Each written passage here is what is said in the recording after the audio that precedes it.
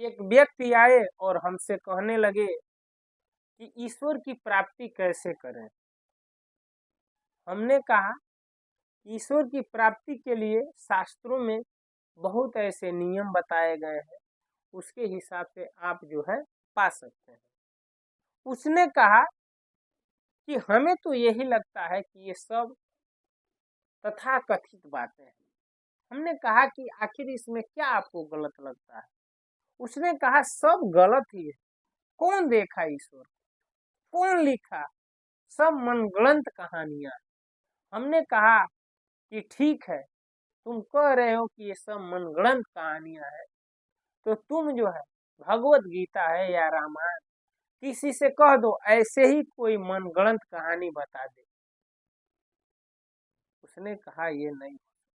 हमने कहा ये मनगढ़ंत से ये गीता का कोई लेख नहीं लिख सकता, रामचरितमानस नहीं लिख सकता, भागवत नहीं लिख सकता।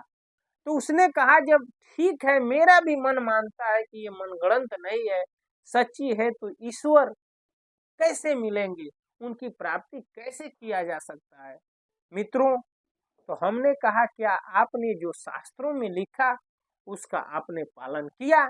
उसने कहा हाँ, मैं लहसुन छोड़ दिया, मैं मांस मछली छोड़ दिया, मैं अंडा छोड़ दिया, मैं जो है प्याज छोड़ दिया, लहसुन छोड़ दिया,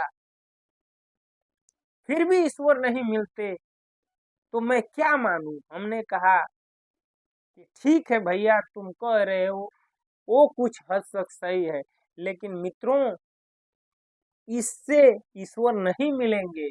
उसने कहा क्यों। हमने कहा इसलिए कि तुम्हें जो छोड़ना चाहिए तुमने तो वह छोड़ा ही नहीं। तुम तो जो मूल चीज बातें हैं उसको तुमने ध्यान ही नहीं दिया। क्या तुम्हारे अंदर से कामनाएं खत्म हो चुकी हैं? क्या तुम्हारे अंदर से काम वासना खत्म हो गई है? क्या तुम्हारे अंदर से क्रोध समाप्त हो गया है? क्या तुम्हारे अंदर से लालच समाप्त हो गई है? क्या तुम्हारे अंदर ईर्ष्या समाप्त हो गई है? काम क्रोध मद लोभ समाप्त हो चुका है? उसने कहा नहीं। हमने कहा तब कैसे ईश्वर मिलेंगे। किसी ने कहा है खूब कि काम क्रोध मद लोभ न छूटल लड़काई, हो का करबो बन के बड़का पुजारी। तो मित्रों, आप जो है अपने कामनाओं पर जो है कंट्रोल करिए। ईश्वर यूं ही नहीं मिल जाते। कोई पानी छोड़ दे, कोई अन्न छोड़ दे, नहीं मिलेंगे। आपको जो है जितनी भी आपके अंदर अवगुण है उसको त्याग दीजिए। जितनी भी बुराइयां हैं उसे समाप्त कर दीजिए। हर मानव में आप जो है समभाव देखिए। कहा गया है कि ईश्वर की प्राप्ति करने के लिए जो तीनों गुणों से परे हो जाता है, तीनों गुणों के विषय में हमने अपने कई वीडियो में डाले हैं, उसको देख लीजिएगा हमारे चैनल पे। तो यहाँ तीनों गुणों से जो परे होता है, तो तीन गुण कौन कौन से हैं? सतोगुण, रजोगुण, तमोगुण। तो जो तीनों गुणों से परे होता है वही ईश्वर के धाम को जाता है। तो मित्रों, हमें जो है ईश्वर की प्राप्ति के लिए जो है तीनों गुणों से परे होना होगा। यानी जो कुछ हम कर्म करते हैं या तो सतोगुण प्रधान होता है या रजोगुण या तमोगुण। लेकिन हम जब भगवान गीता में बताते हैं कि जब लोग कर्ता अपने को न मानकर यानी मुझे मानता है, यानी ईश्वर को कर्ता मानता है, तो उसे जो है बंधन नहीं होता। यानी उसे न सतोगुण बांध सकता है, न रजोगुण और न तमोगुण। वह ईश्वर की प्राप्ति कर सकता है। मित्रों, तो क्या हम में और आप में क्या ये कामनाएं जो भौतिक कामनाएं हैं क्या समाप्त हो गई हैं? अगर हो गई हैं और ईश्वर नहीं मिले हैं तब तो दोष दीजिए। अगर आपके अंदर से कामनाएं खत्म नहीं हुई हैं तो समझिए कि अभी हम आधे अधूरे हैं। कामनाओं को खत्म करिए और ईश्वर की प्राप्ति करिए। अगर कामनाएं खत्म हो गई हैं और न मिले तब दोष दीजिए। लेकिन मित्रों, ऐसा कोई व्यक्ति अभी फिलहाल हमसे नहीं मिला जो ये कह दे कि हमारी कामनाएं समाप्त हो गई है। मित्रों, हमारे अंदर इतना बड़ा द्वेष भरा हुआ है, इतना हम लालची हो चुके हैं, इतना हम क्रोधी हो चुके हैं, इतना हम कामी हो चुके हैं, इतने हम बड़े ढोंगी हो चुके हैं कि जो है दुनिया में तो दिखाते कुछ और है लेकिन अंदर कुछ और है।